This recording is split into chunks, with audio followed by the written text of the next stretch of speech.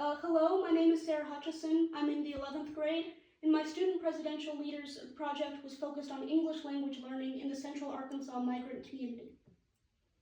Before I even envisioned this project, I started with some basic research around racial demographics in the United States. In most states, Hispanic Americans make up the largest share of the minority population.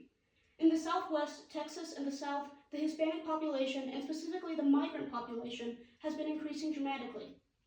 As seen in the graph, areas in Central Arkansas have experienced a 100% or more increase in the U.S. Hispanic population between 2000 and 2010. This rapid population growth indicates a needed policy change. I identified the need for English classes in communities like Central Arkansas to provide resources to the recently migrated population.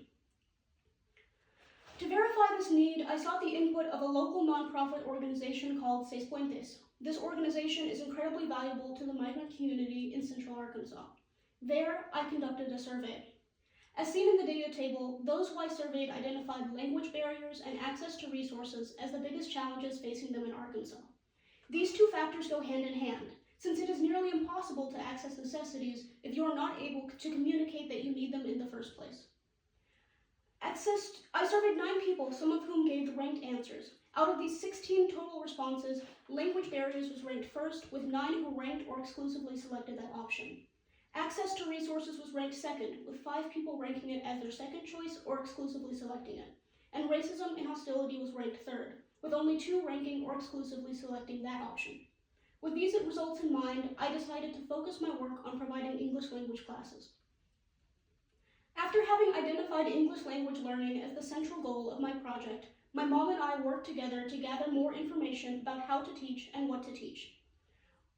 My mom helped me a lot as she is a retired high school teacher. We decided to focus on teaching basic English with a focus on vocabulary and basic structure. This helped beginner students be prepared for more advanced English classes that other teachers at Seis Puentes offered. To make sure our plan would work, we sought out the advice of Raul Fernandez, the executive director of Seis Puentes. He stated that Seis Puentes' mission was to empower the Hispanic and immigrant communities in Pulaski County. Raul has expanded Seis Puentes' service to include English classes, a municipal ID card for North Little Rock, a food pantry, domestic violence awareness, finance classes, and more. Seis Puentes as an entire operation runs with only 1 full-time employee, which is the executive director, Raul Fernandez. There are 3 or 4 part-time employees, and I, like many others, chose to volunteer there. Raul estimated the operating costs of the center as a whole to be around $250,000, provided through donations and grants. This number accounts for all the services I mentioned, as well as the opening, maintenance, and renovation of the new center this past year. Without accounting for time spent writing the lessons, editing, teaching, and driving to the center, the general cost of teaching was around $80 to $100. This was because essentials like the venue were already paid for, and costs like gas were not included. Frequently, English classes were offered only in English, which made it difficult for recently migrated students to understand the lessons. Knowing this, I decided to teach in both English and Spanish and introduce basic vocabulary.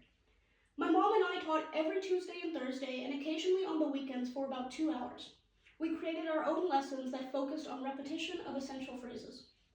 Our goal was to help our students become confident enough in English to be able to move to the more advanced classes that other teachers at Seis Puentes offered. We saw a lot of success with our approach, and class sizes increased significantly. The graph above shows data only for 2024, though we do have data for 2023. We averaged around 30 to 34 students every month who came through our classes, with about 4 to 20 students attending each class. We saw our largest reduction right after the election, presumably because of anxiety around what may happen. Additionally, we found that the coldest and hottest months had reductions due to the weather. During the SPLS cohort, I continued my work. As we improved using tactics I learned from the SPLS cohort, my class grew. In the period from July until December of 2024, had our highest attendance rates ever since I was there, with about 70 new students coming in during this period. The leadership skills and initiative that the cohort gave me increased my interest in nonprofit administration, and I started to work directly with Raul in understanding the daily functions of the organization beyond the English classes. Sarah, you have 5 minutes. Great. Teaching at Seis Puentes has been the privilege of my life. Getting to know my students, teaching them English, and providing them with a weekly community to be a part of was such a great experience. Over the 1.5 years I taught, I worked for around 450 hours. I taught an average of 33 students per month, with 151 unique students taught across 1.5 years. I got to know all of the amazing teachers at Seis Puentes, worked directly with Raul, and I even received an award from the organization and the North Little Rock municipal government for my volunteering.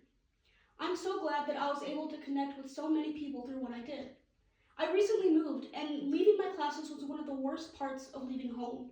My project taught me the value of language learning as a means to empower people, but also as a means to connect with the community around you. This experience has also shown me the extent to which teens like me can affect change in their community. So I'd like to thank Seis Puentes and the SPLS program for this opportunity, and I look forward to your questions. Thank you.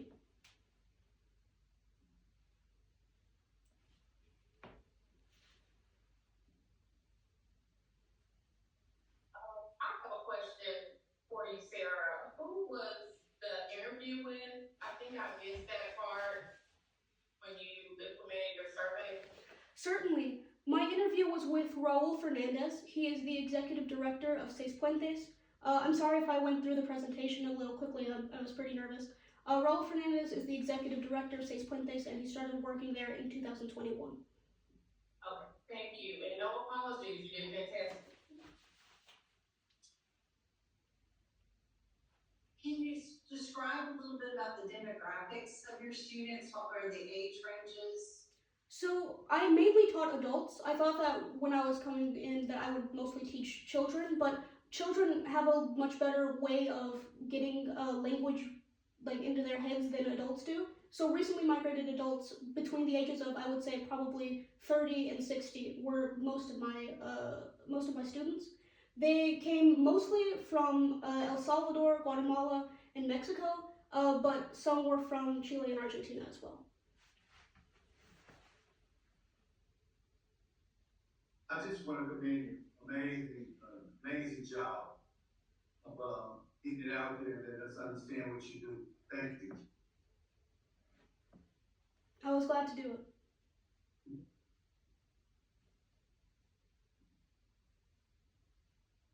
Did your teaching focus on speaking, or was it also reading and writing?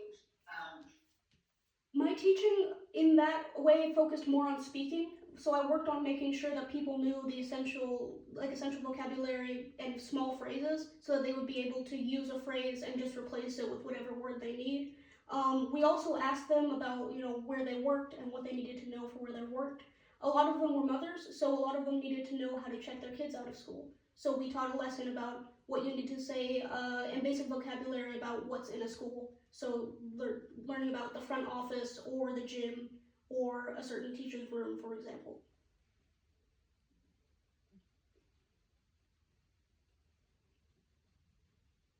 What was the biggest challenge for you in you were expected to be teaching children and found yourself teaching people older than you? How did you have to adapt, or did you have to adapt how you were planning to teach because of that? Well, so there are a lot more adults than there were children, so I was able to pretty quickly figure out, okay, we need more vocabulary about jobs and school and not about colors or numbers or shapes. And then we were able to still work with the children through kind of a small daycare while their parents were taking classes. And so one of the big challenges that we had was figuring out a way for the mothers to have a break for an hour and a half so they can learn English while their child is being able to, still be learning and entertained. And so I was able to enlist a lot of my friends to volunteer and help me take care of the kids while we were teaching English. And that's all the time we have, but thank you so much, Sarah. That was a great. Thank you for having me. Good luck, everyone.